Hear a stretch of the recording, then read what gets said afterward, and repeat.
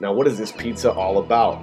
Pizza is all about adrenochrome, right? And adrenochrome keeps them young. Do you see where I'm going with this? Little St. James, keeping the elderly young.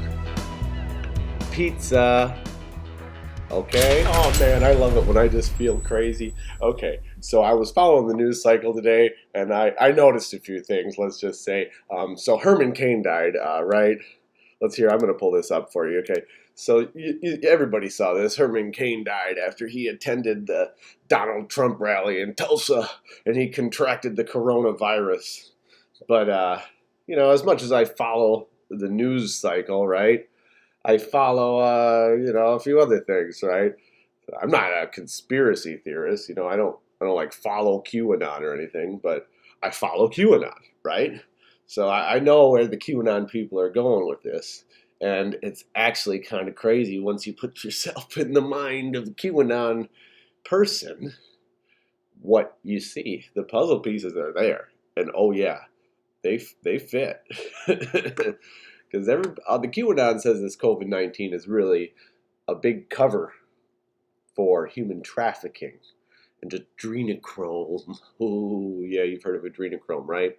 And you're like, what does Herman Cain have to do with human trafficking? Well, I'll tell you this. Look at this. Here's his Wikipedia right here. Herman Cain, December 13th, 1945 to July 30th, 2020. See, back in the day, Pillsbury Doughboy hired Herman Cain to take over the Godfather's pizza franchise, and he turned it around. Now, you might say that's a great accomplishment, but let's look at in the mind of a QAnon person, right? What is the Godfather? The Godfather is the head of a mafia organization, right? So we got the Godfather's pizza. Pizza. Oh, what's pizza? Ooh, pizza. I don't know what that is. Pizza. So there's a mafia organization around pizza.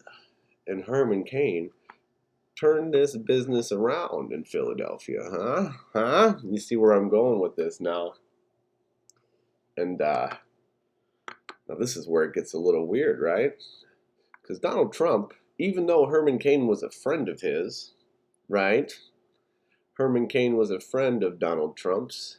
Herman Cain attended the rally in Tulsa, didn't wear a mask, hailed the decision not to require masks, yet he contracted COVID-19, and Trump didn't have anything to say all morning. But Trump did have something to say. Oh, look, there he is right there with Herman Cain. Best buddies. Look at that. Before he got to Herman Cain, let's look what Trump tweeted right here. We got, drug prices will soon be lowered massively. Big pharma are advertising against me like crazy because lower prices mean less profit. When you watch a fake ad, just think lower drug prices. Okay. So we're getting into coronavirus territory, right? Maybe talking about a vaccine or a medication, hydroxychloroquine maybe. But this is where it gets crazy, right? Before he says anything about coronavirus killing his longtime friend and pizza entrepreneur, Herman Cain, he tweets out, support patio pizza and its wonderful owner, Guy Caliguiri in St. James, Long Island. Great pizza. Okay, so St. James Island is what Epstein's Island was called. He owned an island on Little St. James. So St. James, Long Island, right? Now, Guy Caliguiri, I thought that name sounded kind of funny. It sounded a little bit like Caligula, right? Caliguiri. So I looked up what that name means. And what does it mean? The name Caliguiri comes from the Greek words kalos, meaning beautiful, and gyros, meaning elderly, and was often given to children in the hopes that they would retain their beauty in their old age. Now, what is this pizza all about? Pizza is all about adrenochrome, right? And adrenochrome keeps them young. Do you see where I'm going with this? Little St. James, keeping the elderly young, pizza, okay? And then what does Donald Trump do? Right after that, he goes and he participates in a round table on donating plasma. Look at this. Check this Progress out. being made in the development of plasma. Or Plasma, plasma. so important. Therapies. So important. These therapies transfuse powerful antibodies from the blood of recovered patients to help treat those battling the current infection that we all know so well. So, Donald Trump giving a round table on donating plasma, right? Yeah. You know what they do with the plasma, right? They use it to make a vaccine. They use your blood. You go in there because you're broke, you're working a minimum wage job, maybe you're retired and you need a little extra cash to pay for some groceries. You're a little old lady, so you go in to the Plasma Resource Center and you have them stick a giant needle in your arm, suck out your lifeblood, and then you sell it for $25 on a debit card.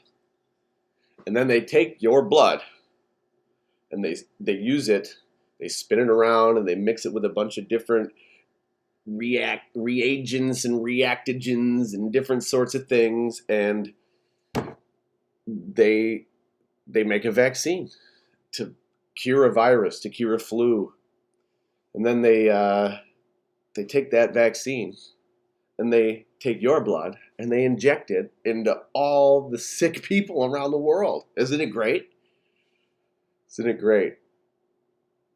Selling your blood to make a vaccine. And you know what happens when these vaccines don't always work, right? They make a crap load of these vaccines. They got boxes after boxes, and some of them don't hold up to the standards, right? Some of them may have tainted viruses in them. Some of them might be tainted with the virus they're intended to cure. Others just don't work. And then what do they do with those? Well, they send them all around the world.